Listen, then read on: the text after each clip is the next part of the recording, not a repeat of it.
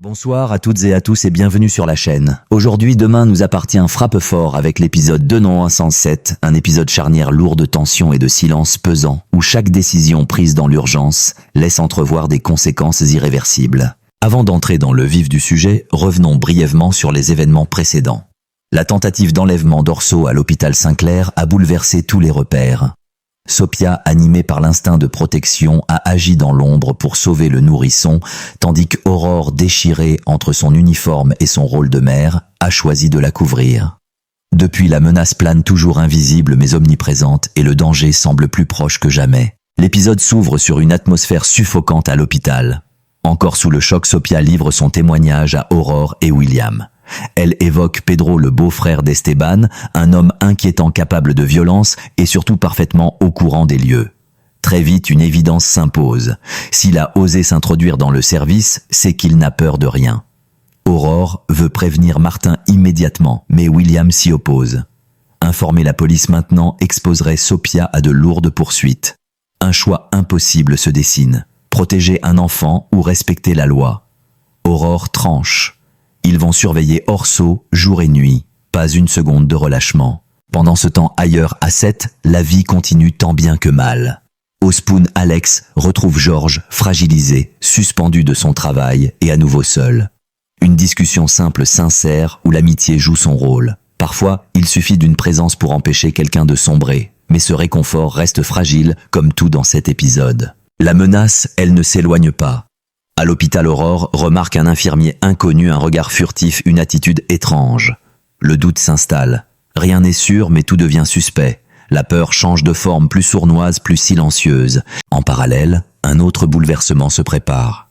Mélodie, consciente que son avenir ne peut plus rester figé, annonce sa décision. Elle a demandé sa mutation. Le verdict tombe. Elle part dans 3 jours à Béziers. Bastien, pris de court, apprend qu'il est muté lui aussi dans le même établissement. Un départ commun, mais vécu différemment. Pour lui, un début.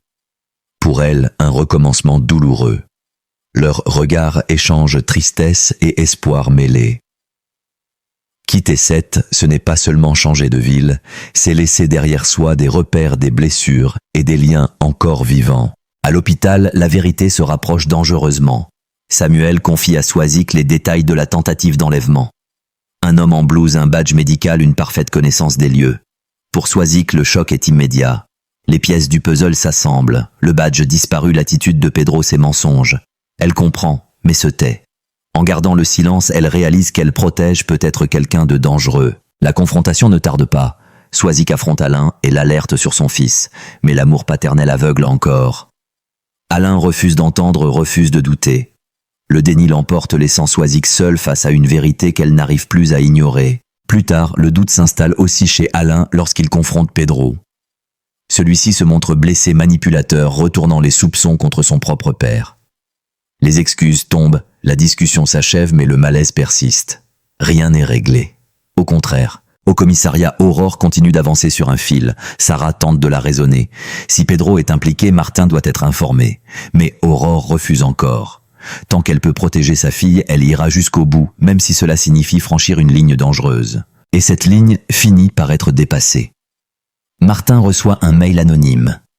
Un article de presse espagnol évoque l'enlèvement d'un nourrisson nommé Orso. Le choc est immédiat. Les dates, le prénom, tout correspond. Martin confronte Aurore. Son silence confirme l'impensable. L'enfant recherché est ici. La vérité éclate enfin. L'épisode se conclut sur ce point de non-retour.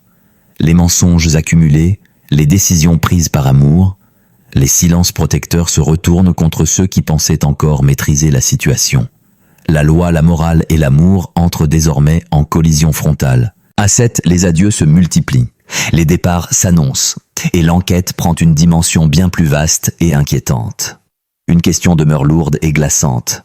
Jusqu'où peut-on aller pour protéger un enfant sans se perdre soi-même? L'épisode 207 marque une bascule. Plus rien ne sera comme avant. Et le pire peut-être reste encore à venir.